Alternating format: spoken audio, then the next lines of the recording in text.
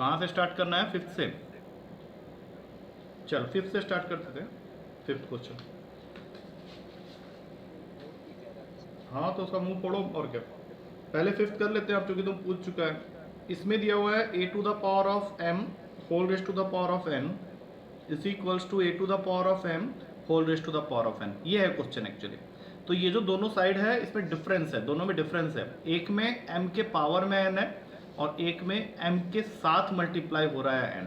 That means इसको तुम लिख सकते हो नेक्स्ट स्टेप में a to the power of mn, और उसके साइड वाले को तुम कुछ नहीं कर सकता अभी, ये एज इट इज ही रहेगा। अब तुमको यहां से क्या करना है? m का वैल्यू निकालना है।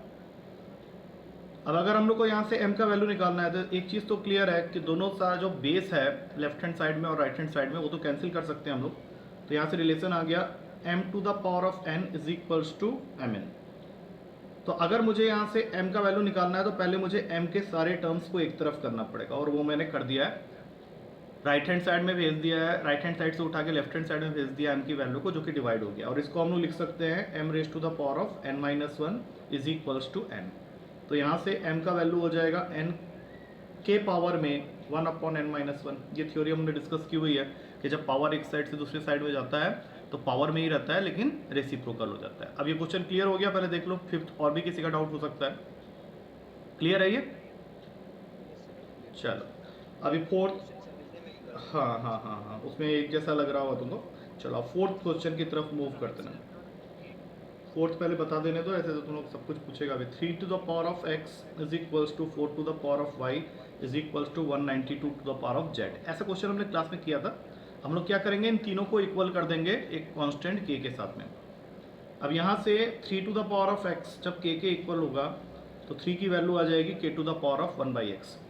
फिर उसी तरह से 4 to the power of y जब k के इक्वल होगा तो 4 की वैल्यू हो जाएगी k to the power of 1/y।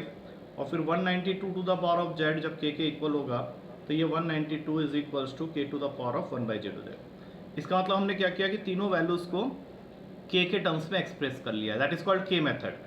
अब 192 को हम लोग लिख सकते हैं 4 क्यूब इंटू 3, क्योंकि 192 होता है 64 इंटू 3, तो 64 4 के पावर में 3 होता है, और वो हम लोग को लाने में हमारे क्वेश्चन के अंदर में, क्योंकि इन्हीं तीनों की वैल्यूज हमारे पास में है। तो अब हम लोग क्या करेंगे, 192 की जगह लिख देंगे k to the power of 1/z, 4 की जगह में लिखेंगे k to the power of 1/y, और पूरे के पावर में 3 है, और 3 की जगह में लिखेंगे k to the power of 1/x। तो ये तो k to the power of 1/z हो गया, ये हो जाएगा k to the power of 3/y plus 1/x, क्योंकि बेसिस सेम है और बीच में मल्टीप्लिकेशन का साइन है तो पावर ऐड हो जाएगा। अच्छा 1/y के पावर में 3 है तो दोनों पावर को मैंने मल्टीप्लाई कर दिया है। अब दोनों साइड से k कैंसिल कर दो और फिर देखो कि ऑप्शन जो अवेलेबल है उसमें से कौन सा आंसर आता है, क्योंकि फाइनली हम लोग को ये आंसर तो मिल गया है, बट इसको थोड़ा सा सिंप्लीफाई करते हैं। सिंप्लीफाई करने पे ये एक्सप्रेशन आएगा, यहाँ से xy क्रॉस मल्टीप्लाई कर लो तो z multiplied with 3x plus y, यहाँ पे हमने क्रॉस मल्टीप्लिकेशन किया है, और ये ऑप्शन तुम लोग देख सकता है, ये जो पर्टिकुलर ऑप्शन है ये डी आंसर में अवेलेबल है, तुम्हारा आंसर हो जाता है डी। अब बताओ ये दोनों क्वेश्चन समझ में आ गया, 5 और 4 समझ में आ गया अच्छे से? देख लोगे एक बार फिर से थर्ड क्वेश्चन किसी ने बोला है वहाँ पे। थर्ड क्वेश्चन में क्या करना है, पहले वैल्यूज को थोड़ा ध्यान से देखो। पावर में 1/4 है, ऊपर है 2 into 8 plus 8 into 32 plus 18 into 72, और फिर ये dot dot dot dot dot dot करके चल रहा है, और नीचे है 1 प्लस 16 प्लस 81। तो अगर मैं ऊपर वाले में से 16 कॉमन ले लूँ, अब ये सपना मुझे आएगा कैसे ये समझना है हम लोग को। जैसे 2 इंटू 8 16 होता है, ये तो पता चल रहा है कि यहाँ पे 16 है, लेकिन बाकी जितने भी टर्म्स हैं उनमें भी 16 का ही मल्टीपल छुपा हुआ है। अब जैसे 2 इंटू 8 मैंने 16 लिख दिया, तो अगले स्टेप में ये जो 16 है अगर मैं इसको लिख देता हूँ 2 इंटू 16 इंटू 8, अब ये 32 को मैंने 2 इंटू 16 लिखा है, 8 फालतू था। अब उसी तरह से अगले वाले में जाओगे तो 18 इंटू 72 है, तो अगर मैं इसको ब्रेक करूँ 2 इंटू 16 इसके अंदर से कॉमन निकालूँ, 2 इंटू 16 मुझे कॉमन निकालना है इसके अंदर से, तो जैसे ही 2 इंटू 16 कॉमन निकालूंगा तो अंदर में रह जाएगा 81, एक फैक्टर रह जाएगा 81। तो अब तुम यहाँ पे देखो एक्चुअली हो क्या रहा है, हम लोग 16 को अगर कॉमन निकाल लेते हैं तो ऊपर वाली सारी वैल्यूज़ हम लोग को मिलनी स्टार्ट हो जाएगी। जैसे अगर मैं ऊपर वाले में से 16 कॉमन निकाल लेता हूँ, नीचे तो 1 + 16 + 81 चल ही रहा है, और ये डॉट डॉट डॉट डॉट है, ये भी डॉट डॉट डॉट डॉट है, ये दोनों ही डॉट डॉट। तो 16 अगर मैं कॉमन निकाल लेता हूँ तो अंदर यही सारे टर्म्स आ जाएंगे, 1 + 16 + 81 ऐसे करके ये चलते रहेगा। और नीचे में क्या है ऑलरेडी 1 + 16 + 81 + डॉट डॉट डॉट। अब पावर में क्या है 1/4, तो ये पूरा टर्म इसके साथ कैंसिल हो जाएगा और तुम्हारे पास में सिर्फ बच जाएगा 16 टू द पावर ऑफ 1/4, जो कि होता है 2, क्योंकि 16 को 2 टू द पावर ऑफ 4 लिख के नेक्स्ट स्टेप में कैंसिल कर सकते हैं। तो ये दोनों जब कैंसिल हो गया तो खाली बचा 2, और 2 तुम्हारे किस ऑप्शन में, ये ऑप्शन में। अब यहाँ पे तुमको सिर्फ ये देखना है कि तुम इसको कर पाएगा खुद से या नहीं। तो जैसे मैंने यहाँ पे कॉमन लिया है, तो ये क्या सोच के कॉमन लिया है, क्योंकि मुझे दिख रहा था कि ये नीचे वाले जो टर्म्स हैं वो 16 ऊपर वाले में से कॉमन लेने पे सारे के सारे सेम टू सेम आ जा रहे हैं, तो वो सोच के मैंने वहाँ से कॉमन निकाला था। अब ये तुम लोग को नीचे वाले को ही देख के स्ट्राइक करवाना पड़ेगा कि ये चीज़ पॉसिबल कैसे हुई। अब जैसे यहाँ से 16 लिया, यहाँ से 16 लिया, तो ये सारे टर्म्स आना स्टार्ट हो गए यहाँ पे, उस हिसाब से हुआ है। कुछ आया, क्लियर हुआ, कुछ समझ में आया? चलो नेक्स्ट क्वेश्चन में आ जाओ। नेक्स्ट बताओ कौन सा बोल रहे थे? ये बीच के सारे हो गए, मैं चले तो जाऊंगा 12 पे। चलो तुम्हारा डाउट पहले कर लेते हैं। 8 किसी ने बोला था? हाँ, अबे तुम लोग ऐसे तो सारे ही हो जाएंगे फिर तो डिस्कस। 6 बहुत सिंपल है, ट्राई करो, तुम एक बार क्वेश्चन पेपर दोबारा भी लेके बैठा करो। x + 1/a पूरे के पावर में a है, x - 1/a पूरे के पावर में b है। नीचे में है y + 1/x पूरे के पावर में a, और यहाँ पे है y - 1/x पूरे के पावर में b, और यहाँ पे लिखा हुआ है 1। तो हम लोग क्या करेंगे, एक स्टेप सिर्फ करेंगे। देखो एलसीएम ले लो ऊपर वाले का, तो ये बन गया xy + 1 होल अपॉन में y पूरे के पावर में a, ये हो गया xy - 1 होल अपॉन में y पूरे के पावर में b, ये हो गया xy + 1 होल अपॉन में x पूरे के पावर में a, और ये हो गया xy - 1 होल अपॉन में x पूरे के पावर में b इज इक्वल्स टू 1। तो अगर मैं यहाँ से देखूँ तो xy + 1 xy + 1 xy - 1 xy - 1, क्योंकि इन दोनों के पावर में a है, इन दोनों के पावर में b है, तो कैंसिल हो जाएंगे। अब नीचे वाला टर्म रह गया, तो इसके पास में x की पावर a है और यहाँ y की पावर a है, तो x को जब मैं ऊपर ले जाऊँगा तो ये बन जाएगा x/y के पावर में a, और ये वाला जो दूसरा वाला पार्ट है उसमें x को ऊपर ले जाऊँगा तो ये बन जाएगा x/y to the power of b is equals to 1। अब तुमको सिंपली क्या करना है, इनके पावर ऐड हो जाएंगे क्योंकि बेसिस सेम है, और 1 को लिख लो x/y के पावर में 0। अब दोनों साइड से कट करो x/y, तो तुमको आंसर दिख रहा होगा a + b is equals to 0। ये तुम्हारा अवेलेबल है डी ऑप्शन में। हाँ इजी था ये, कुछ ऐसा नहीं। 8 किसी ने पूछा, 8 वैल्यू पुटिंग से ही कर पाओगे, जो भी ऑप्शन मैंने दिया है उसको पुट कर लो, उसी से मिलेगा। बाकी सॉल्व करोगे तो तुमको लंबा पड़ जाएगा। दूसरा तरीका है कंपोनेंडो डिविडेंडो लगा के सॉल्व करने का, बट कंपोनेंडो डिविडेंडो से उतना टाइम लग जाएगा जितना में तुम ऑप्शन डाल के चेक कर सकते हैं। और मैं इस क्वेश्चन को बोलूँगा प्रिफर। हाँ बोलो क्या? अगर उसमें x की वैल्यू निकालने के लिए बोल रहे हैं तो मेरे हिसाब से किसी भी मेथड से करने से अच्छा है तुम एक बार वैल्यू पुटिंग से ट्राई कर लो, क्योंकि वैल्यू पुटिंग में जितना टाइम लगेगा उतने देर में तुम मेथड से जब करोगे तो दिक्कत होगा। जैसे इसमें 2-3 मेथड चल रहा होगा दिमाग में, एक तो हो जाएगा कंपोनेंडो डिविडेंडो, रैशनलाइज भी एक मेथड है, बट उसमें भी थोड़ा सा ना टाइम लगेगा तुमको, तो इससे अच्छा है तुम उतने देर में वैल्यू पुटिंग कर लो। हाँ, इसलिए कह रहा था कि इस तरह के क्वेश्चन में तुम वैल्यू पुटिंग ही करो, वो ज़्यादा बेटर रहेगा। अब कुछ अलग हो गया तो फिर सॉल्व करना ही पड़ेगा, सॉल्व करना तुमको आना चाहिए, ठीक है। वो तो रैशनलाइजिंग ठीक है, या फिर एक बार कंपोनेंडो डिविडेंडो से भी ट्राई कर लेना। a/b अगर c/d के, मालूम है ना, बताया तो था, a/b अगर c/d के बराबर दिया है तो यू कैन यूज दैट है। इससे एक बार ट्राई करके देख लेना, शायद इससे थोड़ा डिफरेंस पड़े। I don't know how much difference it will create, but हो सकता है पड़े। ओके नेक्स्ट 10 करना पड़ेगा, 10 करना पड़ेगा। देखो यहाँ पे 10 के लिए सोचो थोड़ा सा, क्योंकि ऐसे वाले कुछ। हाँ कौन है बे? 9 सबसे इजी क्वेश्चन है पूरे पेपर का। मार खाएगा तुमको ये सब बताया हुआ है क्लास में। देखो यहाँ पे मैं थोड़ा सा जगह छोड़ दे रहा हूँ क्योंकि बहुत जल्दी निपट जाएगा। इन सब का बेस नंबर ढूंढ लो पहले। इन सब का बेस नंबर है 10, तो इसको हम लोग लिख सकते हैं 2 to the power of 5 whole raise to the power of 10। इसको लिख सकते हैं 3 to the power of 4 whole raise to the power of 10। इसको लिख सकते हैं 4 raise to the power of 3 whole raise to the power of 10, और इसको लिख सकते हैं 5 to the power of 2 whole raise to the power of 10। इसका मतलब है सारे नंबर्स को मैंने एक बेस दे दिया 10 का। फर्स्ट वैल्यू हो गया 32 टू द पावर ऑफ 10, ये हो जाएगा 81 टू द पावर ऑफ 10, उसके बाद वाला हो जाएगा 64 टू द पावर ऑफ 10, और सबसे लास्ट वाला हो जाएगा 25 टू द पावर ऑफ 10। तो अब तुम इसको अपने आप लगा लो। वैसे तो उसने क्या बोला है, लार्जेस्ट बताया है, लार्जेस्ट कौन सा है, ये खत्म हो गया। और इसी के जैसा क्वेश्चन है दूसरा वाला, जिसमें तुम्हारा पावर नंबर्स के फॉर्म में नहीं है, फ्रैक्शन में। तो सबसे पहले उसको फ्रैक्शन में लिख लो, 2 to the power of 1/3, 3 to the power of 1/5, 4 to the power of 1/7, और ये हो गया 9 टू द पावर ऑफ 1/8। अब इसमें से ध्यान से देखो तो ये जो 4 और 9 वाला पार्ट है, इसको तो मैं लिख सकता हूँ 2 टू द पावर ऑफ 2/7, और इसको लिख सकता हूँ 3 टू द पावर ऑफ 2/8, और ये और फर्दर कट के तुम्हारा बन जाएगा 1/4। इसका मतलब है तुमको कंपैरिजन करने में अब इजी रहेगा, क्योंकि तुम्हारे पास में बच क्या गया, 3 टू द पावर ऑफ 1/5 और 3 टू द पावर ऑफ 1/4, और यहाँ पे 2 to the power of 1/3 and 2 to the power of 2/7। तो बेसिकली इन चारों में से तुमको लार्जेस्ट देखना है। अब इसको देखने के लिए हम लोग क्या करेंगे, सबसे पहले तो तुम 2-3 तरीके से कर सकता है इसको चुनो। जैसे एक तो ले लो, खाली 2 वाले लोग को पहले ले लो, जैसे 2 to the power of 1/3, 2 to the power of 2/7। अब देखो दोनों का बेस तो 2 है, तो इसका मतलब है कि 1/3 और 2/7 में जो बड़ा होगा उसके हिसाब से हम लोग बड़ा ले लेंगे। तो फ्रैक्शन में कैसे चेक करते हैं कौन बड़ा है कौन छोटा है, जैसे मान लो 1/3 है, 2/7 है, तो इसमें मैंने एक तरीका तुम लोग को समझाया था, ऐसे क्रॉस मल्टीप्लीकेशन कर लो, 1 इंटू 7, 2 इंटू 3।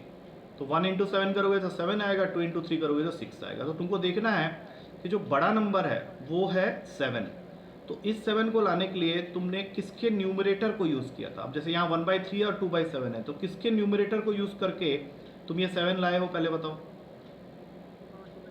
कहाँ उसका न्यूमरेटर कहाँ यूज़ किए थे हम लोग, अरे 1/3। तो इसका मतलब हुआ कि इन दोनों में से 2 की पावर 1/3 बड़ा है, ठीक है, और 2 की पावर 2/7 छोटा है। अब उसी तरीके से क्या करेंगे, 3 टू द पावर ऑफ 1/5 है और 3 टू द पावर ऑफ 1/4 है। अब तुम लोग सिंपल देख लो, 1/5 और 1/4 में बड़ा कौन होता है बताओ, 1/4 बड़ा है, तो इसका मतलब है कि ये वैल्यू बड़ा है। इसका मतलब है अगर लार्जेस्ट ढूंढ रहे हो तो आंसर या तो 2 टू द पावर ऑफ 1/3 होगा या तो 3 टू द पावर ऑफ 1/4 होगा। तो अब इसके आगे जैसे करना है, हम लोग क्या करते थे, जैसे जो भी पावर में नंबर है उनके डिनोमिनेटर्स का एलसीएम ले लेंगे। तो 3 और 4 का एलसीएम कितना होता है जल्दी बताओ,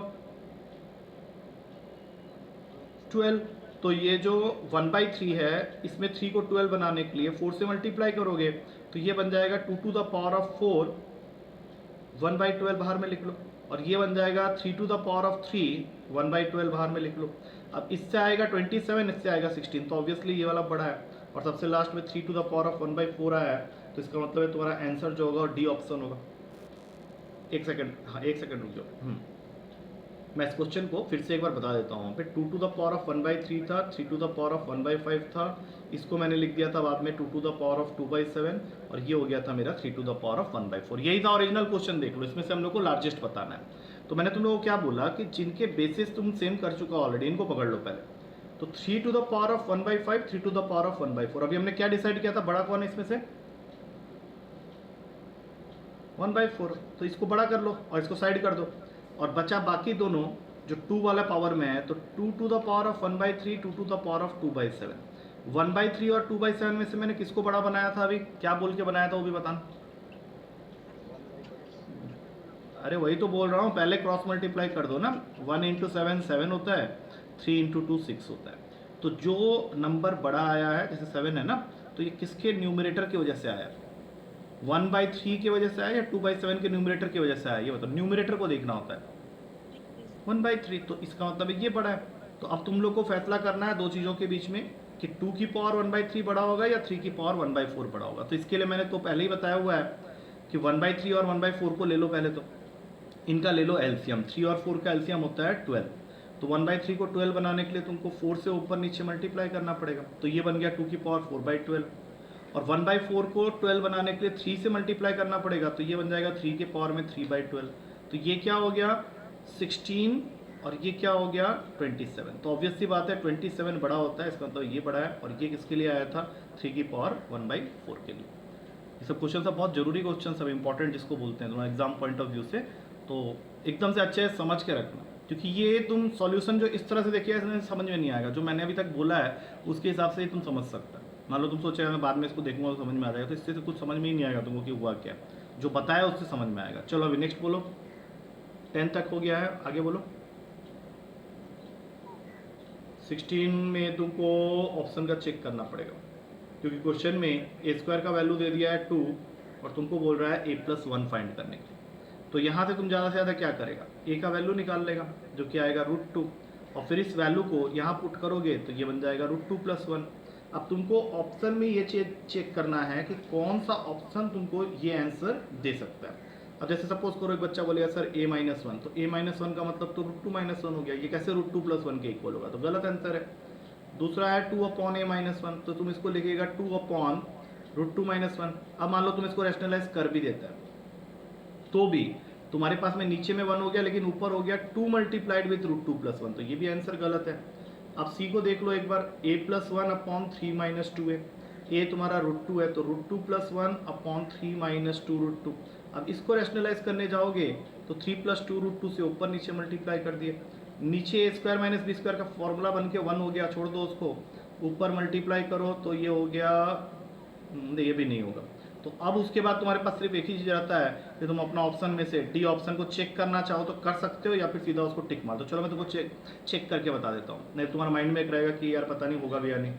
तो a-1 लिखा, 3 - 2a लिखा, a की जगह √2 डाल दो, √2-1, यहाँ पे 3 - 2 √2। अब इसको रैशनलाइज करो ऊपर नीचे 3 + 2 √2 से मल्टीप्लाई करके। अब तुमको ध्यान क्या देना है कि तुमको ऊपर वाले को प्रूफ कर देना है कि that value is equal to √2+1। तो यहाँ a - b a+b, ये वाला पार्ट तो गया तुम्हारा। अब जरा ऊपर वाला ब्रैकेट खोल दो, 3√2 + 4 - 3 - 2 √2। अब देखो यहाँ पे कितना बन रहा है, ये बन गया 1 + √2। हाँ आ रहा है तुम्हारा आंसर, देख लो। ठीक है, और कोई तरीके से नहीं हो सकता क्वेश्चन, मतलब उसमें तुमको करना ही पड़ेगा ये काम, नहीं तो फिर बनेगा नहीं क्वेश्चन। हाँ हाँ 12 में क्या दिक्कत हो रहा है, चलो एक बार देख लेते हैं, दोनों ही देख लेते हैं। और 15 तो शॉर्टकट का क्वेश्चन है, बताया था मैंने एनडी के समय में। पहले 12 देख लो, 12 में p⁴x r⁴y के इक्वल दिया है और साथ में m के भी इक्वल दिया है, और साथ में यहाँ पे r⁴w p⁴z के इक्वल दिया और फिर n के इक्वल भी दिया है। तुम्हारा क्वेश्चन तुमको 4 ऑप्शन दे के x y w z के बीच में रिलेशन चाहता है, तो इसका मतलब है कि इसका कोई मतलब नहीं है। अगर तुमको x y w z के बीच में रिलेशनशिप चाहिए तो फिर तुम्हारा m और n का कोई यूज़ नहीं है इसमें। ठीक है, कैसे, अब देखो। सबसे पहले r का वैल्यू यहाँ से निकाल लो, ये बन गया p⁴z/w, और ये जो भी r का वैल्यू आया है इसको उठा के यहाँ पे पुट कर दो, तो क्या बन जाएगा p⁴x is equals to p⁴z/w और फिर ये y, तो p⁴x रह गया, ये बन जाएगा p⁴zy/w। p से p cancel, x is equals to zy/w, अब बताने की जरूरत नहीं है, क्रॉस मल्टीप्लाई करोगे xw is equals to yz हो गया, और ये तुमको मिल जाएगा पहला ऑप्शन। नहीं तो वो मिसलीडिंग है क्वेश्चन में, क्योंकि ऑप्शन में कहीं पे भी m और n का कोई यूज़ नहीं है, तो फिर उसका जरूरत ही नहीं पड़ा, सीधा तुम उससे निकाल सकता है जैसे as soon as you will get the option, और जरूरत नहीं पड़ेगा किसी भी चीज़ का। हाँ नेक्स्ट कौन सा बोल रहे थे, 15 में तुम्हारा ट्रिक होता है, ट्रिक मैंने बताया था तुम लोग को, लेकिन चलो कोई बात नहीं। कोई भी नंबर रूट के नीचे अगर रिपीट हो रहा है इन्फिनिटी तक, वो भी मल्टीप्लिकेशन में, तो उसका नेट वैल्यू उतना ही हो जाएगा। मतलब फॉर्मूला ये कहता है कि रूट में अगर कोई नंबर है n और वो इन्फिनिटी तक मल्टीप्लाई हो रहा है तो उसका वैल्यू हमेशा हो जाएगा n। तो बस ये बताते ही तुम्हारा क्वेश्चन, हाँ वो सब अलग अलग चीज़ है, क्वाड्रेटिक इक्वेशन जब करोगे तब बता देंगे एक बार, अभी बोलेगा तो अभी बता देंगे। वो क्वाड्रेटिक इक्वेशन जब हम लोग करेंगे तो वहाँ पे एक बार बताने का मौका मिलेगा, लेकिन उसमें क्या होता है कि सिंगल केस नहीं है, उसमें 3-4 केस होता है, मतलब एक प्लस का होता है, एक माइनस का होता है, और फिर उसमें कुछ न्यूट्रल केसेस भी होते हैं। तो वो चीज़ से छोड़ो, अभी तुम इस क्वेश्चन को कर लो। ये क्वेश्चन समझ में आ गया, अभी ये चीज़ क्लियर है? हाँ बस 17 में बता देता हूँ, वो अच्छा क्वेश्चन है, पेपर का बढ़िया क्वेश्चन है वो। देखो 17 में तुमको पहले तो चारों ऑप्शन को ध्यान से देखना है और बताना है कि इन चारों ऑप्शन में खास बात क्या है। जैसे जब मैं इन ऑप्शन को लिख रहा हूँ तभी तुम लोग देखना स्टार्ट कर दो और क्या खास दिखा ये बताना, क्योंकि चारों ऑप्शन में एक चीज़ है जो कि खास है। मैंने ये खास भी कह सकते हो, कॉमन भी कह सकते हो। क्या चीज़ है बताओ जरा। हाँ, सबसे मेन चीज़ जो इसमें है, ऑड के बजाय तुम ये बोलो कि जितने भी नंबर्स हैं हर ऑप्शन में उनके बीच का डिफरेंस 2 का है। ठीक है, ये सबसे पहली चीज़ जो हमने यहाँ पे मार्क कर ली। तो हम लोग यहाँ पे अभी क्या करेंगे, सबसे पहले इन सब के बारे में सोचो कि अगर मैं इसको रैशनलाइज कर दूं इसी स्टेप में तो क्या होगा। क्या होगा, क्या तुमको रैशनलाइज पहले करना पड़ेगा। जैसे इस ऑप्शन को तुम रैशनलाइज करेगा तो रैशनलाइज कैसे करेगा, √7 प्लस √5 से ऊपर नीचे मल्टीप्लाई करके। तो ये तुम्हारा नेट रिजल्ट बना देगा 2/√7 प्लस √5। पहले ये समझ में आया कि नहीं, देखो। हाँ, अब ये काम तुमको सारे ऑप्शन में करना है, और सारे ऑप्शन में करने के लिए बार बार लिखने का जरूरत नहीं है। अगला बनेगा 2/√5 प्लस √3, उसका अगला बनेगा 2/√9 प्लस √7, और उसका अगला बनेगा 2/√11 प्लस √9। ये पहला स्टेप हो गया। अब तुमको सिर्फ ये बताना है कि इन चारों में से जब तुम डिनोमिनेटर को देखते हो तो डिनोमिनेटर में सारे वैल्यूज पॉजिटिव है। तो अगर मैं तुमसे पूछूं कि √3, √5, √7, √9, √11 इसमें सबसे बड़ा कौन सा है, क्योंकि यही वैल्यूज नीचे में है, तो सबसे बड़ा कौन सा लगेगा। क्यों मैं √11 क्यों नहीं बोल रहा, क्योंकि पॉजिटिव नंबर्स में तुम रूट का जितना बड़ा वैल्यू लेगा उतना बड़ा उसका वैल्यू हो जाएगा।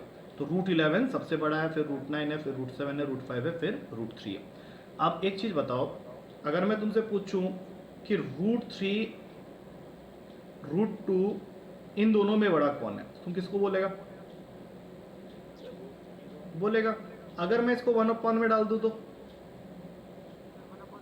हो जाएगा। अब यही चीज सोचो यहाँ पे, अगर मैं पूछूं कि किसका डिनोमिनेटर सबसे बड़ा है तो तुम किसको बोलेगा, इन चारों में से किसका डिनोमिनेटर का वैल्यू सबसे ज्यादा है। √11 प्लस √9। लेकिन अगर मैं उसको रेसिप्रोकल करके 2 लिख दूं ऊपर में तो क्या वही वैल्यू सबसे कम नहीं हो जाएगा। इसका मतलब है कि इस क्वेश्चन में जो तुमसे पूछा गया है कि सबसे लार्जेस्ट कौन है, तो सबसे लार्जेस्ट वो वाला आंसर होगा जिसका डिनोमिनेटर सबसे लीस्ट वैल्यू लेता है। अब इन चारों में से सबसे छोटा वैल्यू कौन सा डिनोमिनेटर का तुमको लग रहा है बताओ। तो बस वो तुम्हारा आंसर है, क्योंकि √5 प्लस √3 लाने के लिए तुम क्या किया था, √5 माइनस √3 को रैशनलाइज किया था, तब जाके तुमको ये आंसर मिला था। तो आगे से जब भी ऐसा क्वेश्चन आए तो पहले तो चारों नंबर्स में क्या डिफरेंस है, क्या चीज़ कॉमन है उसको देख के उसको रैशनलाइज कर देना। रैशनलाइज करते ही अगले स्टेप में तुमको ये थ्योरी लगानी पड़ेगी कि जिसका डिनोमिनेटर सबसे छोटा होगा वही रेसिप्रोकल बनने के बाद सबसे लार्जेस्ट वैल्यू देगा। और इसी क्वेश्चन में अगर सबसे स्मॉलेस्ट पूछा होता तब कौन सा आंसर हो जाता, 2/√11 प्लस √12। हाँ, बस इसको याद रखना है, ठीक है। अब बताओ, इस पेज का तो मेरे ख्याल से हो गया है। अब बताओ, पीछे आ जाओ। 21 तो सॉल्व करो, उसमें तो नंबर्स दिख रहा होगा, उसमें क्या दिक्कत हो रहा है, सिंपल है वो तो। उसमें तुमको और करना क्या है, सबका पावर जो है ना फ्रैक्शन से पहले हटा दो, ऐसे कर लो। 3/100 का स्क्वायर, 21/100 का स्क्वायर और 65/1000 का स्क्वायर, ये हो गया न्यूमरेटर में। नीचे बन जाएगा 3/1000 का स्क्वायर, 21/1000 का स्क्वायर और फिर 65/10,000 का होल स्क्वायर। तो अगर तुम ऊपर नीचे से कुछ कैंसिल करना चाहो तो वो जो चीज़ कैंसिल हो रहा है वो तुमको दिख ही रहा है, वो चीज़ कैंसिल हो जाएगा। खाली 100 और 10 का पावर में क्वेश्चन रह जाएगा, और 100 का पावर 10 के पावर में क्वेश्चन अगर रह जाएगा तो वहाँ से तुम आराम से देखेगा कि वो जो वैल्यू है वो रिड्यूस होकर 100 हो जाएगा तुम्हारा। तो ये सबके बीच में 100 का डिफरेंस बन रहा है।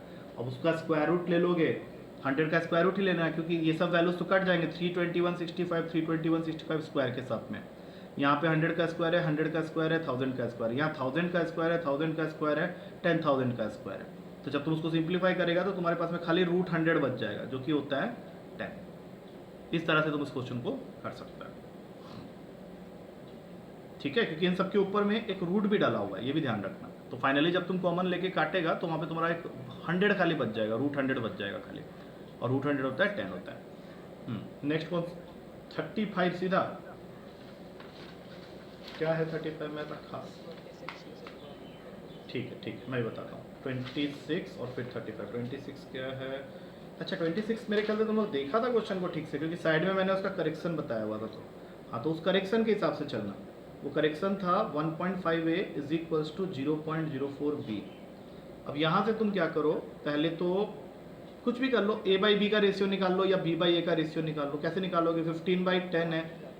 हाँ हाँ, पूछ लेते एक बार, क्योंकि मुझे लगा था, हाँ वही तो बात है ना, वहाँ पे मैंने इसका करेक्शन 2 जगह करके बताया था तुम लोग को। तो यहाँ से a बाई बी का वैल्यू निकाल लोगे। हाँ हाँ, और ये a बाई बी या b बाई ए किसी एक का वैल्यू निकाल के, ये जो पूछा गया है b माइनस ए अपॉन बी प्लस ए, तो उसमें पुट कर ले और खत्म हो जाएगा क्वेश्चन, वहीं खत्म हो जाएगा। इजी है, मतलब उसके आगे और कुछ है नहीं क्वेश्चन में। नहीं नहीं नहीं नहीं, क्यों लगाओगे, ये तो वैसे ही कट रहा है ना तुम्हारा। देखो ये वैल्यू जो है ये हो गया 3/2, ये वैल्यू जो है ये हो गया 1/25। तो अगर तुम यहाँ से b बाई ए निकालने के बारे में सोच रहे हैं तो 75/2 हो जाएगा क्रॉस मल्टीप्लाई करके। और फिर इसमें ये वाले वैल्यू में पहले a से ही डिवाइड मार दो, ऐसा बन जाएगा। इसमें 75/2 डायरेक्ट पुट कर लो, ऊपर आ गया 75/2 -1, नीचे आ जाएगा, इससे आ जाएगा सीधा आंसर। और क्या 73/77। ओके 35 एक पीछे था। 35 में क्वेश्चन में पहले तो उसने डेल्टा का मतलब बता दिया। ऐसा एक क्वेश्चन हमने असाइनमेंट बुकलेट में भी किया था। डेल्टा का मतलब वो क्या बता रहा है कि add double of second number two first number. मतलब अगर दो नंबर के बीच में डेल्टा का साइन है तो हम लोग को क्या करना है, दूसरे नंबर का डबल करके उसको पहले नंबर से ऐड करना है। अब तुम्हारा क्वेश्चन तुमसे पूछ रहा है 1 डेल्टा 2 फिर डेल्टा 3। तो पहले तो बताओ 1 डेल्टा 2 का क्या मतलब निकलेगा, जो मैंने बोला इसके हिसाब से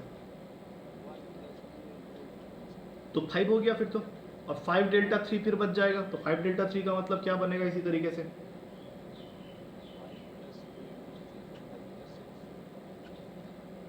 6 + 5, बिल्कुल सही 11, खत्म कहानी। मतलब दूसरे नंबर का डबल करके पहले नंबर के साथ में ऐड करना है। जैसे 1 डेल्टा 2 था तो दूसरे नंबर का डबल हो गया 4 और उसमें हमने 1 ऐड किया, आंसर क्या आ गया 5। अब तुम्हारे पास में आ गया 5 डेल्टा 3, तो अब क्या करना है, दूसरा नंबर है 3 उसका डबल प्लस 5, तो यही आ जाएगा 11। डी ऑप्शन में है आंसर ये। नेक्स्ट बोल 34 सिंपल क्वेश्चन है, एक्स की जगह 1 डाल लो, वैल्यू पुटिंग से हो जाएगा। इसमें और क्या बचा हुआ, ये तो बीच के कुछ क्वेश्चन ऐसे थे। एक सेकंड, अरे बता तो देने दे उसको पहले। x की जगह 1 डाल दोगे सोच के, x की जगह 1 डाल दोगे तो बस 1 के पावर में 100 प्लस 1/1 के पावर में 100, आंसर 2 ही रहेगा। पॉसिबल ही नहीं है, सीधी सी बात है। नहीं उतना तो समझ में आता है तुम लोगों को, जहाँ तक आइडिया है इतना तुम लोग समझ लेगा, उसमें तो कुछ ज़्यादा दिक्कत होना नहीं चाहिए। अब आता है नेक्स्ट क्वेश्चन। नेक्स्ट क्वेश्चन है 36। तो 36 में उसने तुमको पहले ही बोल दिया है कि a and b are negative real number and c is a positive real number. और एक जगह किसी कंडीशन में a लेस देन b भी बोला हुआ है। तो तुम ऐसा करो, जब नेगेटिव वैल्यू ले ही रहे हो तो b को बड़ा बनाओ a से। तो b को मैं वैल्यू दे रहा हूँ -2 और a को मैं वैल्यू दे रहा हूँ -3। अब ये तुम्हारे ऊपर डिपेंड करता है, तुम कोई भी वैल्यू ले सकता है। तुम b को -1 दे सकता है, a को -3 तुम ऑलरेडी दे चुका है। अब तुम ये सोच लो, तुमको जो जितना छोटा वैल्यू लोगे उतना अच्छा है तुम्हारे लिए, ठीक है। तो ये तुम्हारे ऊपर डिपेंड करता है। तुम b को -1 दे दो, a को -2 दे दोगे तब भी चलेगा। और c को देना है पॉजिटिव नंबर, तो कुछ भी दे दो, 1 दे दो, चलो। अब एक एक करके कंडीशन वेरीफाई करो इन्हीं वैल्यूज़ के साथ में। पहला कंडीशन जो वो पूछ रहा है सही है या गलत है, a - b is less than a - c। तो पहले a - b निकाल लो, लेफ्ट हैंड साइड में आ जाओ। a क्या है -3, माइनस b क्या था -2, तो ये हो गया -3 + 2 जो कि होता है -1। अब राइट हैंड साइड में जाओ, a - c, -3 - 1 -4। अब बताओ बड़ा कौन है, -1 या -4? तो फिर इसका मतलब ये स्टेटमेंट गलत जा रहा है तुम्हारा। दूसरे में आ जाओ, दूसरे में उसने बोला है a/c is less than b/c। a का वैल्यू था -3, c का वैल्यू था 1, b का वैल्यू था -2, c का वैल्यू था 1। क्या -3 लेस देन -2 होता है, सही या गलत बताओ?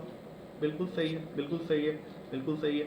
अब तीसरा देख लेते हैं। तीसरे में दिया है 1/b is less than 1/c। ये तो होना ही है क्योंकि ये नेगेटिव वैल्यू में जा रहा है और ये पॉजिटिव है, तो ये होगा ही होगा।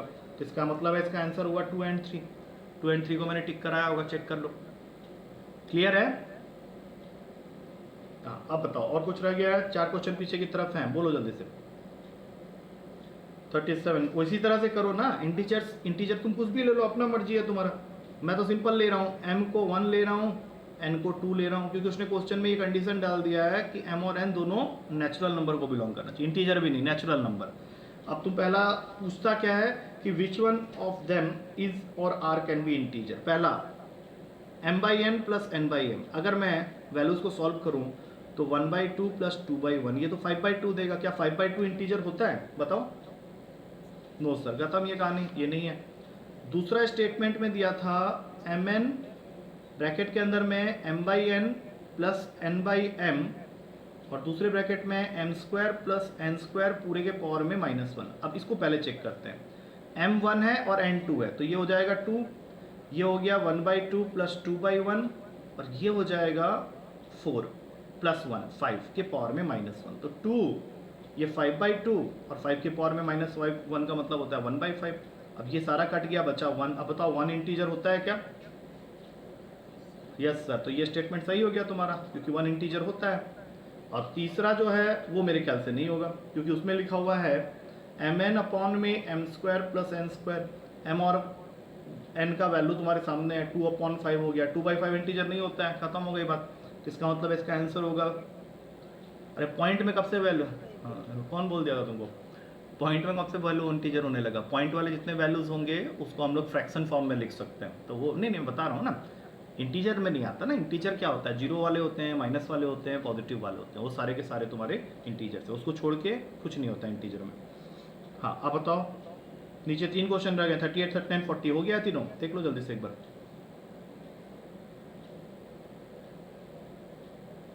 नहीं, अगर हो गया है तो मैं आगे बढ़ जाऊंगा, नहीं हुआ है तो पूछ लो, खत्म करो। मतलब डाउट्स कोई भी एक क्वेश्चन भी बचना नहीं चाहिए, कोई भी क्वेश्चन बचना नहीं चाहिए। बताओ 38, 39, 40, हाँ बोलो। हो गया है ना, बस ठीक है। 38 को कैसे किया एक बार बस बता दो, तो उसके ट्रिक लगा सकते हैं, इसीलिए तो पूछ रहा हूँ ना, तभी तो पूछ रहा हूँ। तो मुझसे ये बोल सकता है कि सर ये मैं कर चुका हूँ लेकिन मुझे थोड़ा सा बड़ा लग रहा है, तो क्या कोई इजी मेथड है? अगर होगा तो मैं जरूर बता दूंगा, नहीं होगा तो बोलूँगा उसी से कर लो। अब जैसे इस क्वेश्चन को करने में तुमने खूब मेहनत किया होगा, मैं बोलूँगा कि इसको ईजी तरीके से करना है। अब तुम बोलो ईजी तरीका क्या है, तो ईजी तरीका यहाँ पे तुम ए और बी को कुछ एक ऐसा वैल्यू दे दो जिससे काम तुम्हारा आसान हो जाए। क्योंकि ए और बी को अगर तुम ढंग का वैल्यू दे देगा ना, तो एक्स जो है वो बहुत सिंपल हो जाएगा तुम्हारे लिए। अब वो वैल्यूज़ क्या है, तो मैं बोलता हूँ कि तुम ए को दे दो 2 और बी को दे दो 1। ऐसा करने पे क्या होगा एक बार चेक कर लेते हैं। तो ऊपर आ जाएगा 2 बन जाएगा ये, हाँ या ना बताओ, और ये बन जाएगा 0, और ये बन जाएगा 2 माइनस 0। एक बार चेक कर लो सही किया गलत किया। हाँ तो x का वैल्यू ओवरऑल क्या 1 नहीं आ गया? अब इससे मुझे फायदा क्या हुआ कि a, b और x तीनों की वैल्यू अगर मुझे मिल गई है तो मुझे इस एक्सप्रेशन के अंदर में सिर्फ उसको पुट करना है। तो हमारा एक्सप्रेशन था bx², तो 1 minus 2 plus 1, 1 plus 1 minus 2, answer 0 हो गया। कुछ नहीं करना पड़ा, तो वैसे भी सॉल्व करके 0 ही निकाला होगा, और अभी भी तुम्हारा आंसर 0 आ रहा है। यस और नो में जवाब दे दो। हाँ तो इस तरह के क्वेश्चन को 39 में कुछ खास डिफरेंस मैं क्रिएट नहीं कर पाऊंगा, बस थोड़ा सा स्मार्टली कर सकता हूँ। जैसे जो चीज़ लिखी हुई है s minus a plus s minus b plus s minus c equals to s, तो इसको मैं लिख सकता हूँ 2s is equals to a plus b plus c. अब ये देखो ये तुम किया था या नहीं, क्योंकि s और s 3s हो गया, इस s को यहाँ फेंको 2s हो जाएगा, बाकी नेगेटिव वाला जितना उधर फेंक दो। और जो चीज़ तुमको पूछा गया है अगर हम लोग उसको ओपन करेंगे तो वहाँ पे कुछ स्टेप्स हम लोग कम कर सकते हैं। जैसे ये पूरा एक्सप्रेशन है और फिर नीचे में है a² plus b² plus c²। तो अब इस ब्रैकेट को खोल लो तो 4s² बन जाएगा, 3 तो इन ब्रैकेट से आएगा और एक चौथा यहाँ पे। बाकी टर्म्स क्या होंगे, तो एक -2as minus 2bs minus 2s, तो उसमें से मैंने क्या किया -2s कॉमन ले लिया, अंदर आ गया a प्लस बी प्लस सी, और नीचे में a² plus b² plus c² तो है ही। अब ऊपर बन गया 4s², और ये देखो ये 2s है और a प्लस बी प्लस सी को मैं ऑलरेडी 2s प्रूफ किया हुआ हूँ, तो ये एक और 4s² दे देगा, और ये हो गया a² plus b² plus c², तो ऊपर वाला पार्ट 0 हो गया। एक तरीका तो ये है। दूसरा, तुम abc को कुछ वैल्यूज़ दे दो, abc को कुछ वैल्यूज़ दे दो और वहाँ से तुम्हारा अपना s का एक वैल्यू आ जाएगा। बट उसके लिए भी तुमको पहले, जैसे अब मान लो तुम यहाँ पे abc को वैल्यू दे दिया 1 2 3, 1 2 3 अगर तुम वैल्यू देते हैं तो ये वैल्यू हो जाता है 6, 2s मतलब s का वैल्यू हो गया 3, मतलब a1 b2 और c3 देने पे तुम्हारा s जो है वो भी 3 हो रहा है। अब इन वैल्यूज़ को एज इट इज़ क्वेश्चन के अंदर में पुट करके जब तुम सॉल्व करेगा तब भी तुम्हारा आंसर 0 हो जाएगा। इसको वैल्यू पुटिंग बोल सकते हो। वैल्यू पुटिंग से अगर तुम सॉल्व करता है तो इस तरह से क्वेश्चन सॉल्व हो सकता है। हाँ, अब मैं मान लूँ कि ये पेपर का डाउट डिस्कस हो गया पूरा का पूरा, हम लोग को 30 to 35 मिनट्स लग गया इसी को करने में, बट ठीक है कोई बात नहीं। अच्छा, HCF LCM हम लोग पैकअप कर चुके हैं पिछले क्लास में, ठीक है। तो HCF LCM अब जो पेपर होगा सैटरडे उसका सिलेबस मैं अभी से बता दे रहा हूँ। There you will get number system के क्वेश्चंस होंगे, प्लस उसमें इंक्लूड हो जाएगा HCF एंड LCM। वो अगले कमिंग सैटरडे के लिए, संडे के लिए मैं सिलेबस बता रहा हूँ, तो उसके अकॉर्डिंगली प्रिपेयर करो। मार्क्स तुम्हारा गंदा नहीं है, ठीक है तुम लोग का marks, but it can be better. और थोड़ा सा स्पीड पे भी काम करना है। जैसे अगर मोर देन 50% स्कोर कर रहे हो मेरे पेपर में, then you are going good and you are doing good also. लेकिन उससे कम आ रहा है तो इसका मतलब है कि मतलब अब इस तरह से जिस तरह से तुम लोग पढ़ रहा है ना, इसमें तुम लोग मार्क्स मतलब बेटर होते रहना चाहिए। ये ना हो कि पहले पेपर में गंदा है उसके बाद भी गंदा ही आ रहा है। मतलब हमेशा तुम लोग को क्या है ना, इंप्रूवमेंट करना है, भले वो 1 नंबर का ही क्यों ना हो, 2 नंबर का ही क्यों ना हो, but it should be improving. क्योंकि यहाँ पे मेरा कोशिश यही है कि छोटा बैच है, 9-10 बच्चे ही हैं, 8 या 9 बच्चे ही हैं, तो पर्सनलाइज फोकस हो रहा है तुम लोग के ऊपर में। ये तो दूसरी जगह जहाँ ऑनलाइन कोचिंग होती है वहाँ पे ग्रुप बड़ा होता है, ये चीज़ को भी कभी समझना। तुम लोग जैसे स्टार्टिंग में जब मैं तुम लोग को कुछ एक बोल रहा था प्राइस अबाउट दिस, तो तुम लोग को उसमें थोड़ा लग रहा होगा दिमाग में कि सर ज़्यादा चार्ज कर रहे हैं, तो दूसरे जगह में तो 2-2, 3-3 हज़ार में भी पूरा कोर्स करवा देते हैं। तो वहाँ पे ग्रुप भी उस तरह का होता है। तो अगर एन अकेडमी में अगर सब्सक्रिप्शन ले रहा है या कहीं पे भी, कहीं किसी जगह में वो नाम वाम कुछ भी रख लो, कहीं पे भी जा रहे हो, तो वो तुमसे हो सकता है पूरे मंथ का 600 रुपया ले लें। तुम बोले तो बहुत बढ़िया है, बट वहाँ पे इस तरह से जो मैं तुमसे बातें कर पा रहा हूँ ना, वो चीज़ पॉसिबल नहीं होगा। वो एक अपना अलग प्लेटफॉर्म में चलेगा चीज़। तुम लोग जिस तरह से मार्क्स में चेक करके खुद से सबमिट करता हूँ, and then the way I am taking the doubts and all, जिसमें मैं तुम लोग को मौका देता हूँ कि each and every boy can ask the doubts, वो सब चीज़ वहाँ पे तुमको नहीं मिलेगा। वहाँ तुमको नाम से कोई जानता ही नहीं होगा, अनलेस और until you succeed the exam. जब तक तुम एग्जाम क्लियर नहीं करेगा तो वो तब तक कोई पहचानेगा भी नहीं। तुम XYZ कुछ भी हो सकता है। यहाँ पे तुम लोग को एक इज्जत पहले दिन से मिल रहा है। दिव्यांशु को मैं जानता हूँ, दिव्यांशु है, विक्रांत को मैं जानता हूँ, विक्रांत, प्रशांत को मैं जानता हूँ, प्रशांत, पूजा है, दैप्यान है, दीपांशु है, ऑन टिप्स मुझे नाम याद है क्योंकि मैंने ग्रुप ही उतना रखना है। तो ये चीज़ का डिफरेंस है, बस वहाँ पे थोड़ा सा ध्यान रखना। चलो ये पेपर में हटा रहा हूँ। अच्छा, तुम लोग का अब नंबर क्या बोल रहा है?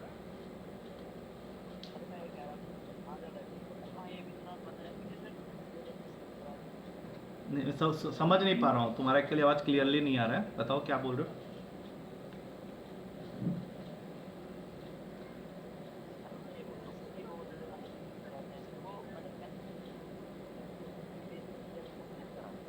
अरे वो सब अब तुम छोड़ दो, तो क्या बोलना है। और हाँ, तुम भी नहीं, क्या बोल रहा था? HCF बुक से मत करना, उसमें प्रिंटिंग एरर्स है, ठीक है, उसको मत करना। उसके लिए तुम एक काम कर लो, जो मैं करवाया हूँ वो कर लो, प्लस प्रीवियस ईयर का अगर बुक पड़ा है तुम लोग के पास में तो उसको कर लेना, क्योंकि असाइनमेंट बुकलेट में थोड़ा सा एरर्स हो गया है थोड़ा ज़्यादा। अब मैं उसका एरर सारा तुमको लिखाऊंगा, उससे ज़्यादा अच्छा रहेगा जो मैं करवाया हूँ उस पर फोकस कर लो, क्योंकि उसमें उससे बाहर क्वेश्चन मिलेगा नहीं तुमको। HCF LCM में उससे बाहर का स्कोप नहीं है तुम्हारे पेपर में, ठीक है। नंबर सिस्टम तुम लोग को लेकिन मैंने पूरा नहीं करवाया था। लास्ट क्लास में मैंने होमवर्क दिया था, वो तुम लोग बीच में अटकाया हुआ था। तो नंबर सिस्टम के डाउट्स जो हैं, असाइनमेंट के जो क्वेश्चंस हैं, उसको प्रॉपरली फिनिश करना है। वो तुम लोग कहाँ तक किया मुझे कोई आइडिया नहीं है, एक मिनट में चेक कर लेता हूँ। आई थिंक लास्ट वाला हम लोग कर लिए थे, और बीच के कुछ काम मैंने करने के लिए बोला था कि इसको जरूर कर लेना। तुम लोग किया उसको कंप्लीट? क्योंकि मैं चाहूँगा कि तुम लोग उसको कंप्लीट कर, तो कंप्लीट करो उसको फिर। हाँ, कल पूछ लेना।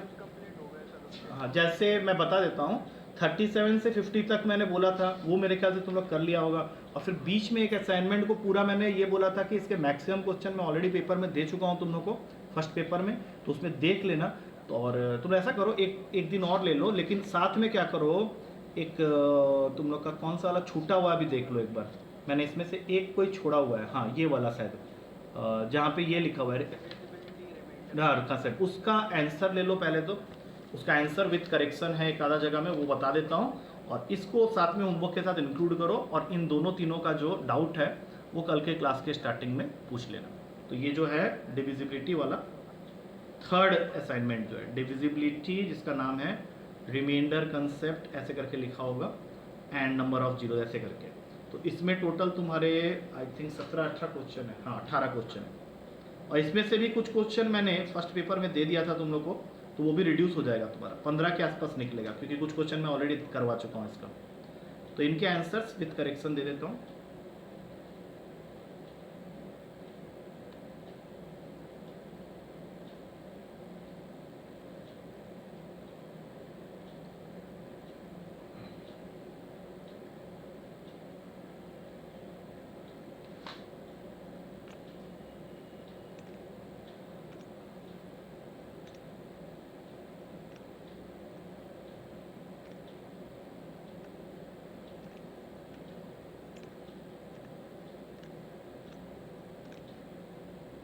ये तो रहा तुम्हारा ऑप्शंस। इसमें करेक्शन है क्वेश्चन नंबर 10 में जो सी ऑप्शन है उसको करेक्ट कर लेना। बुक में लिखा है बोथ 1 एंड 2, उसको तुम लोग कर लो बोथ 1 एंड 3।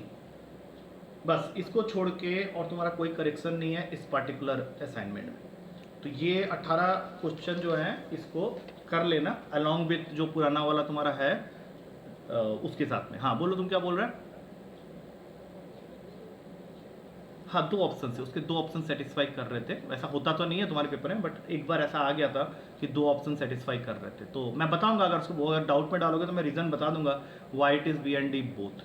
ठीक है, तो ये काम सब तुम लोग खत्म कर लेना, क्योंकि ऑलरेडी थोड़ा बहुत तो कर ही लिया हुआ तुम लोग, तो इसको बैठ के आज कंप्लीट कर लेना। अब तुम्हारा 2 स्टेप। हाँ बोलो। क्या?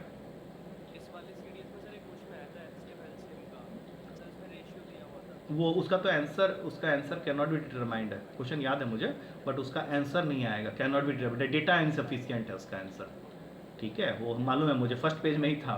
ठीक है ना, तो हाँ हाँ चलो ठीक है। ओके, अब देखो, अब यहाँ से मैंने तुम लोग को बताया था पिछली क्लास में जो हम लोग अब नेक्स्ट करने वाले हैं, तो उसमें क्या होगा कि क्लास को हम लोग 2 पार्ट्स में डिवाइड कर देंगे। क्लास को 2 पार्ट्स में डिवाइड करना मतलब अगर तुम्हारा डाउट्स हुआ किसी दिन तो ठीक है, अदरवाइज वो हाफ एन आवर के स्लॉट में बैठ जाएगा। हम लोग 2 टॉपिक्स अब एक साथ करेंगे। जैसे एक साइड से चलेगा रेशियो एंड प्रोपोर्शन और दूसरे साइड से चलेगा एवरेज। हम लोग क्लास को डिवाइड कर देंगे, कुछ टाइम रेशियो प्रोपोर्शन में रहेंगे, कुछ टाइम एवरेज में रहेंगे। ऐसे कर करके अब तुम्हारा आने वाले क्लासेस चल रहे हैं। फिर एक टाइम ऐसा आएगा, नहीं कोई कंफ्यूजन नहीं है, मैंने सेम कराता हूँ, मैं इंस्टीट्यूट में भी सेम करवा रहा हूँ, सेम तरीके से चल रहा है एक्चुअली, कोई डिफरेंस नहीं रख रहा मैं। और ये सिर्फ आज नहीं, पहले से मैं यही करवाता आया हूँ। इवन इंडिया के जो बच्चे हैं उनको भी याद होगा, एट टाइम्स में क्या करता था, टॉपिक्स मर्ज करता था, ताकि तुम लोग ना वहाँ पे अपने आप को प्रिपेयर कर सको। और वहाँ पे तुमको बस ये देखना है कि अगर एक ही टॉपिक में पढ़े रहोगे ना, तो वो एक टाइम के बाद ना बोरिंग होने लगता है। जैसे मान लो मैंने रेशियो प्रोपोर्शन पूरी क्लास बेल दी रेशियो प्रोपोर्शन के ऊपर में, एक टाइम के बाद तुमको बोर लगने लगेगा। तो रेशियो एंड प्रोपोर्शन भी करेंगे, साथ में एवरेज भी करेंगे, दोनों साइड बाय साइड चलेगा। तो वीक के एंड तक क्या होगा कि तुम्हारा 2 टॉपिक एक साथ खत्म होगा। तो फिर तुम्हारा topic for the exam will increase, क्योंकि आज से 3 हफ्ते के बाद मैं अगर फोर्स कर रहा हूँ तो उस समय तक तुम ऑलमोस्ट एफकेट का सिलेबस खत्म कर चुका होगा, या 3 नहीं तो 4 वीक्स ले लो यहाँ से, और एफकेट का सिलेबस खत्म हो चुका होगा। तो उससे क्या होगा कि तुम्हारा कोई भी ऐसा मतलब एफकेट रिलेटेड कोई भी पेपर में उठा के तुमको देता हूँ, तुम आराम से कर पाएगा। और फिर उसकी जगह आ जाएगा सीडीएस। तब वहाँ पे क्या होगा, एक साइड से ट्रिग्नोमेट्री स्टार्ट हो जाएगा, दूसरे साइड से मेंसुरेशन ज्योमेट्री, जो कि तुम्हारा सबसे मेन टॉपिक है। तो जितना ज़्यादा टाइम हम लोग दोनों टॉपिक्स में साइड में रहेंगे तो उतना तुमको फायदा होगा, क्योंकि जब तुमको फाइनल पेपर मिलेगा तो वहाँ पे तो ये डिमार्केशन नहीं होता है ना कि रेशियो प्रोपोर्शन का क्वेश्चन एक साथ है या एवरेज का है। वो तो पहला क्वेश्चन रेशियो प्रोपोर्शन का है, दूसरा एचसीएफ एलसीएम का, तीसरा एवरेज का। तो तुम्हारा माइंड जो है ना, मैं उस तरह से बनाना चाहता हूँ कि कभी भी तुमको अजीब सा ना लगे और कभी तुम भूलो ना किसी कंसेप्ट। और इसलिए तुम्हारा वीकली बेसिस में जो पेपर होता है उसमें मैं सिलेबस पूरा स्टार्टिंग से डालता हूँ। कभी ऐसा नहीं होगा कि मैं बोलूँगा कि चल आज ट्रिग्नोमेट्री का खाली पेपर दे दो, ऐसा बहुत रेयरली ही कभी मेरा मन हुआ तो मैं बोलूँगा कि चल आज सिर्फ ट्रिग्नोमेट्री का ले लो। नहीं तो जब भी पेपर बनेगा उसमें मिक्सड कर दूंगा टॉपिक्स को, ये भी होगा, ये भी होगा, ये भी होगा। तो उससे तुम्हारा जो प्रिपरेशन होगा वो ज़्यादा अच्छे तरीके से होगा। चलो अभी हम लोग के पास 10-15 इसमें आ जाएंगे, 8-10 क्वेश्चन होते हैं तुम्हारे, और वो भी 10 तक के होते हैं, तो वो कंफर्टेबल रहोगे बिल्कुल उसमें कोई दे। वो तुम्हारा सबसे स्ट्रॉन्गर सेक्शन होना चाहिए, उसको बहुत अच्छे से करके आना। हाँ वही मैं कह रहा हूँ, उसको अच्छे से करना। और स्टार्ट भी वही, पेपर को जब भी स्टार्ट करोगे ना, ट्रिग्नोमेट्री के क्वेश्चन से स्टार्ट कर लेना, क्योंकि तुम लोग 11-12 का पढ़ा हुआ मेरे से, तुमको 10th वाले का कुछ लगेगा ही नहीं। और वैसे इसको जो थोड़ा बहुत इनपुट्स हैं, शॉर्टकट वॉर्टकट को बता देंगे तो वो और भी ईजी लगेगा तुमको, उसमें कोई दिक्कत नहीं होने। तुम पहले थोड़ा सा और प्लानिंग कर लो ना, वो स्टार्टिंग से स्टार्ट करके जो हो गया और स्किप वाला जो कर रहे हो उसमें क्या होता है, कई बार तुम किसी क्वेश्चन में उलझ भी जाते होगे कि भाई ये हो क्यों नहीं रहा, मैं इसको करूँगा। उससे बेटर है तुम अपना स्ट्रॉन्गर पार्ट जब तक तुम कोर्स खत्म करेगा तुमको पता चल जाएगा कि तुम्हारा स्ट्रॉन्गर क्या है और वीकर क्या है। तो जो स्ट्रॉन्गर वाला पार्ट होगा उसको पहले कर लेना और बाद में तुम वीकर पार्ट में जाना, क्योंकि सीरियल में। हाँ, ढूंढना क्यों है? नहीं नहीं नहीं, अरे तो लेकिन तुमको ये तो पता चल जाएगा ना कि तुम्हारा ये सब स्ट्रांग है, तो इसको पहले कर लूंगा पहले। मतलब इन जनरल मैं बता रहा हूँ, मेरा जो तरीका हो सकता है तुमको सूट ना करे, लेकिन इन जनरल जो मैं बच्चों को बोलता हूँ मैं यही बोलता हूँ कि तुम पहले पेपर में से अपना देख लो कौन कौन सा तुम्हारा बढ़िया से तुमको आता है, उसको कर लो। ठीक है, छोड़ो। अच्छा, थोड़ा सा आइडिया दो मुझे रेशियो प्रोपोर्शन के बारे में। क्या व्हाट इज रेशियो?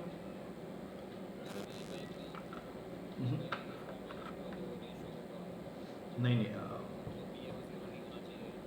वो तुम रैशनल नंबर के साथ कंफ्यूज कर गया रेशियो को। सपोज आई राइट टू, हाँ, 2 kg/5 रुपीज़, तो क्या ये रेशियो होगा पहले बताओ?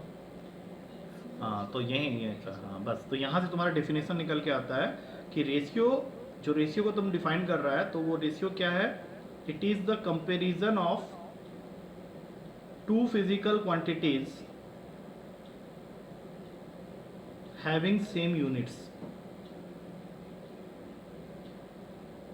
ये तुम्हारा रेशियो का परफेक्ट डेफिनेशन है। It is the comparison of two physical quantities having same units. For example, हम लोग 2 किलो को 5 रुपीज़ के साथ कंपेयर नहीं कर सकते, 50 पैसे को 50 डिग्री सेंटीग्रेड के साथ में कंपेयर नहीं कर सकते, क्योंकि कहने को तो ये वैल्यूज़ हैं लेकिन इनके जो यूनिट्स हैं वो डिफरेंट। अब अगर मैं लिख दूँ 2 kg अपॉन में कर दूँ 500 ग्राम, तो ये अलाउड है, क्योंकि किलोग्राम और ग्राम दोनों ही सेम फिजिकल क्वांटिटी को मीन करते हैं। And that physical quantity is, किस फिजिकल क्वांटिटी का यूनिट होता है किलोग्राम एंड ग्राम? मास का। तो इसमें क्या है कि इंटर कन्वर्सन इज पॉसिबल। जैसे तुम सोचेगा कि मैं किलोग्राम को ग्राम में कर लूँ या ग्राम को केजी में कर लूँ, तो चाहे तुम किलोग्राम को ग्राम में करो या ग्राम को केजी में करो, जो तुम्हारा फाइनल रेशियो बनेगा वो सेम बनेगा। तो इतनी सी बात समझनी है कि रेशियो जो होता है, it is the comparison of two physical quantities having same units. अब हम लोग यूजुअली रेशियो को लिखते कैसे हैं, सबको पता है, ऐसे डबल डॉट डाल के, या कई बार एट टाइम्स हम लोग इसको आगे लिख देते हैं a/b करके। तो बताओ इस a को क्या बोलते हैं और b को क्या बोलते हैं? और इसका आंसर न्यूमरेटर डिनोमिनेटर नहीं है, पहले बता दे रहा हूँ। है कोई आइडिया? हाँ, ए को बोलते हैं एंटीसीडेंट और बी को बोलते हैं कंसीक्वेंट। हाँ, ये याद रखना, क्योंकि रेशियो के क्वेश्चन में अगर कभी ऐसा आ जाए ना कि antecedent is more than consequent with 5, तुमको यही नहीं समझ में आएगा कि हुआ क्या है। तुमको ये लगेगा कि अबे यार ए वाला ऊपर वाले को एंटीसीडेंट बोलेंगे या नीचे वाले को कंसीक्वेंट बोलेंगे। तो इसमें भी ट्रिक यही लगा लो कि ए सी से पहले आता है, तो इसका मतलब है कि जो ऊपर वाला है वही एंटीसीडेंट होता होगा और जो नीचे वाला है वो कंसीक्वेंट होता होगा। ये चीज़ याद रख, हाँ इसको याद रख लेना। अच्छा, इसी में अगर a का वैल्यू b से बड़ा है तो a/b हमेशा ग्रेटर देन 1 होगा, और a लेस देन b है तो a/b हमेशा लेस देन 1 होगा, और a इक्वल्स टू b है तो a/b हमेशा 1 के इक्वल होगा। और इसमें मैंने कोई खास चीज़ नहीं बताई है, 2/3, 5/4, 6/6 तीनों केसेस को कवर कर लेगा। अगर तुम्हारा न्यूमरेटर डिनोमिनेटर से बड़ा है तो वो फ्रैक्शन का वैल्यू जो है वो हमेशा ग्रेटर देन 1 होगा। अगर तुम्हारा न्यूमरेटर, अब देखो न्यूमरेटर मैं यूज़ तो कर रहा हूँ लेकिन न्यूमरेटर बोलते नहीं है इसको, एंटीसीडेंट अगर कंसीक्वेंट से छोटा है तो वो रेशियो हमेशा लेस देन 1 होगा। एंटीसीडेंट और कंसीक्वेंट अगर आपस में बराबर है तो वो रेशियो हमेशा 1 के इक्वल होगा। ये एक चीज़ हो गया। एक होता है टाइप्स ऑफ रेशियो। रेशियो के 6 टाइप्स होते हैं, इस पर कभी कभी क्वेश्चन देखा गया तुम्हारे पेपर में। पहला होता है इन्वर्स रेशियो, दूसरा होता है डुप्लीकेट रेशियो, ये सब याद रखना सिर्फ नाम को, वो याद हो जाएगा वैसे।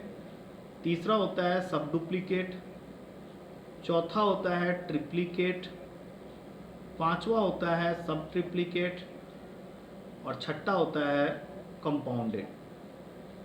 सबके बारे में एक एक लाइन बता देता हूँ ताकि वो याद हो जाए। मैंने एक रेशियो ले लिया A/B। अब सपोज कर लो मुझे इसका इन्वर्स रेशियो लिखना है, तो इसका आंसर होगा B/A। मतलब जो दिया हुआ है उसको ठीक उल्टा कर दो। जैसे मैं यहाँ पे लिख देता हूँ 2/3, तो इसका इन्वर्स हो जाएगा 3/2। डुप्लीकेट का मतलब होता है अगर A और B है तो उसका डुप्लीकेट बनेगा A²/B²। अब जैसे ये क्वेश्चन है तो इसका आंसर हो जाएगा डुप्लीकेट रेशियो के लिए 4/9। अगर सब डुप्लीकेट कर रहे हो तो इसी वैल्यू का स्क्वायर रूट निकाल लो, मतलब जो 2 और 3 है उसके ऊपर में अंडर रूट पहना दो, मतलब ये बन जाएगा √2 रेशियो √3। ट्रिप्लीकेट का मतलब होता है क्यूब कर लो, a cube ratio b cube, तो 2 का क्यूब 8, 3 का क्यूब 27, तो 8/27 को हम लोग बोलेंगे it is the triplicate ratio of 2:3। सब ट्रिप्लीकेट अब तुम लोग गेस कर सकता है, cube root of a cube root of b, मतलब इस क्वेश्चन के लिए हो जाएगा cube root of 2 ratio cube root of 3। और कंपाउंडेड इससे नहीं निकलेगा क्योंकि कंपाउंडेड के लिए तुम्हारे पास में कम से कम 3 या 4 रेशियो होना चाहिए। अभी मैंने फिलहाल ले लिया है 3 ratios, a ratio b, c ratio d and e ratio f।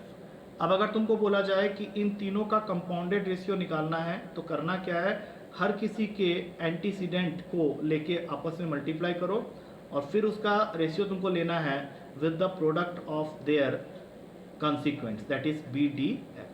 जैसे फॉर एग्जांपल 2:3 है, 4:9 है, 7:11 है। मैं बोलूंगा इसका कंपाउंडेड रेशियो बताओ, बोलो क्या बनेगा।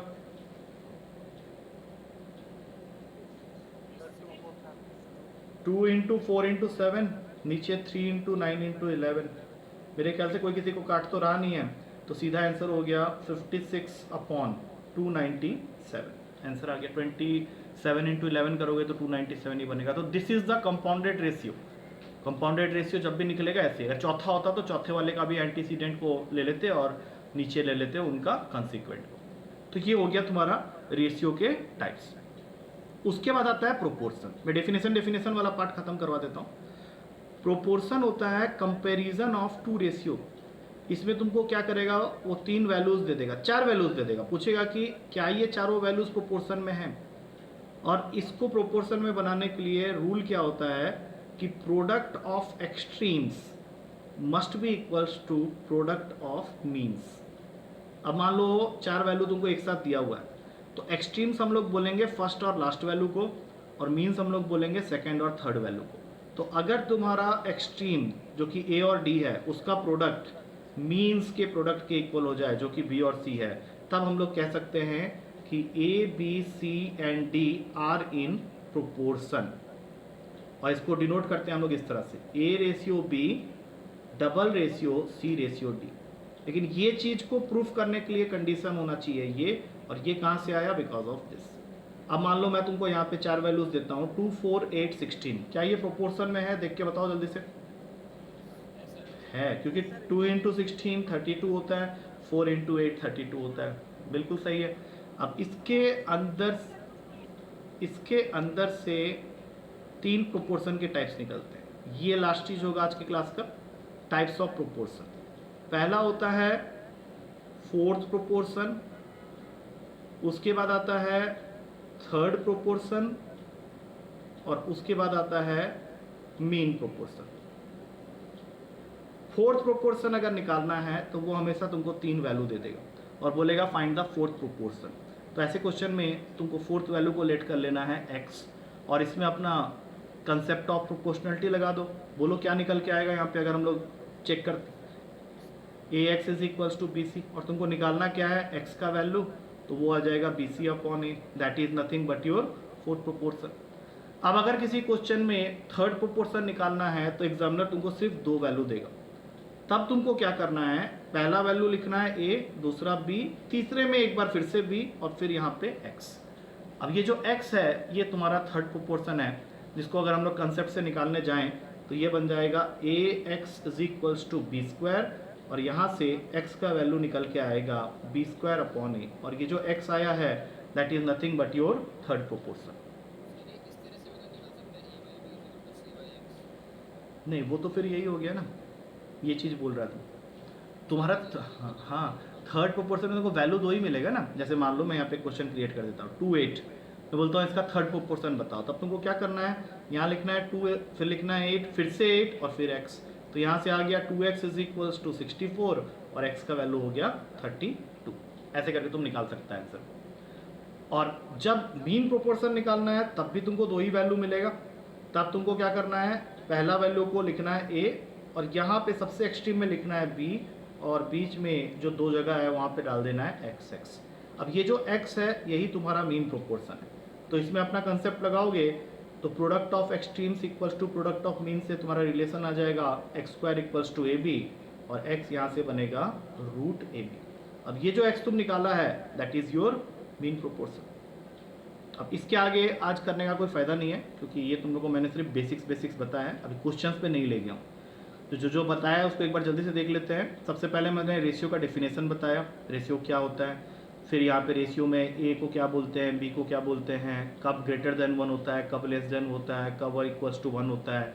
फिर टाइप्स ऑफ रेशियोज मैंने टाइप्स बताए, इनवर्स, डुप्लीकेट, सब डुप्लीकेट, ट्रिप्लीकेट, सब ट्रिप्लीकेट एंड कंपाउंडेड। प्रोपोर्शन का डेफिनेशन बताया कि कब हम लोग कह सकते हैं कि 4 वैल्यू प्रोपोर्शन में है, उसका रूल हो गया product of extreme equals to product of means.